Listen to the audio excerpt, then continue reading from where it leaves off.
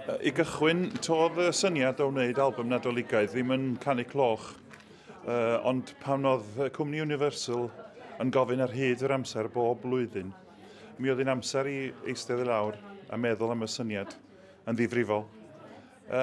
Mi reis i 2 awgrymiad bod canran o'r albwm i'w recordio yng Nghymraeg.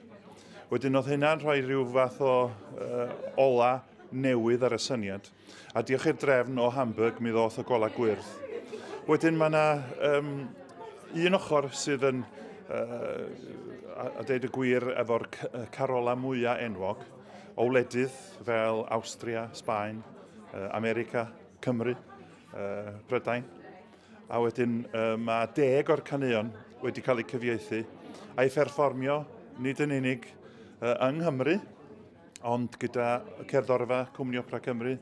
Mae yna artistiaid fel Cor y Dydd, Catrin Finch, Gwawr Edwards, Only Men Allowed. Felly dwi'n eitha hapus efo beth sydd wedi digwydd a'r caneuon da ni wedi ddewis ar yr albwm ei hun.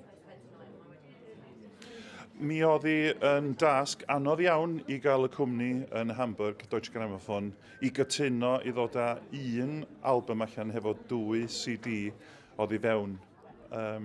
Oedden nhw efo'r syniad o gael CD gwahanol i'r gwledydd. Ond o'n i'n gweld hynna braidd yn torri ar naws unrhyw awgrymiad bod carola yn Gymraeg gen i yn bwysig. Wedyn mae recordio carol enghraifft fel Still, Still, Still sydd yn wreiddiol yn yr Almaeneg. Ond mi gefas gyfieithiad campus gan John Ogwen sydd yn ffrind, oedd yn gweddu'n berffaith ac yn disgyn yn berffaith i'r gerddoriaeth.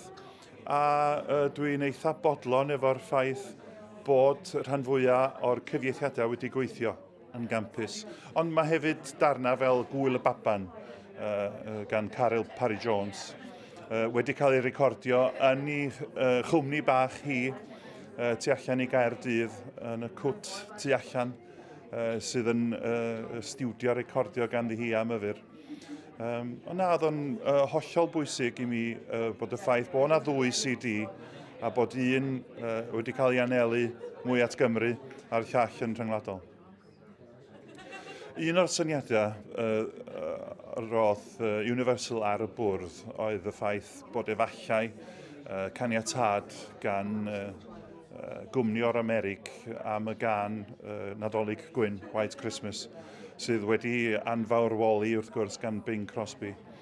Pan ddoth y gola gwyrdd, wrth gwrs mi oedd rhaid cytuno un i gadw gyda'r gwreiddiol, sef y gerddorfa ddefnyddwyd ganddyn nhw a'r cor, ond hefyd bod ganddo ni ddarn yn y canol oedd yn cael ei chwarae gan ein cerddorfa ni a'n cor ni. Wedyn, oedd hi'n eitha anodd ar y diwrnod hynny yn ganol mis Gorffennaf. Awr gymerodd hi, mae rhan fwyaf o ganeuon enghraifft yn cymeryd 20 munud i'w recordio. Ond mi oedd hi'n anodd dod i gytundeb efo llais Bing oedd yn y clust. Weithiau o'n i'n rhoi deuawd i'r alaw.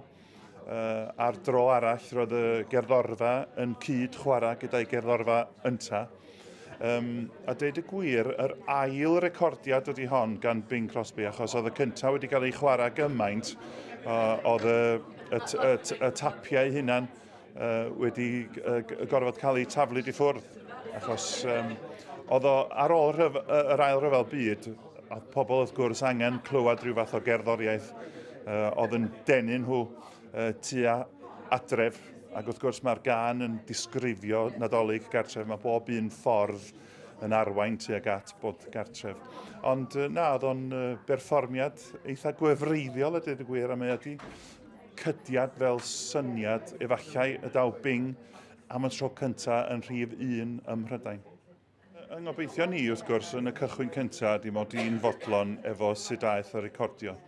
Mae'n holl bwysig i feddwl mewn 5 diwrnod mae'n rhaid i'r llais fod yn iach, fod y recordio yn mynd yn eitha esmwyth, nid yn unig gyda'r gerddorfa ond efo'r cor a'r artistiaid sydd yn ymuno at ei ar y disg, ond dwi'n eitha bodlon o'r ffaith bod ganddo ni 10 can rwan sydd efallai mynd i gael ei chwarae yn ystod tymor yn Nadolig ar y radio ar y teledu.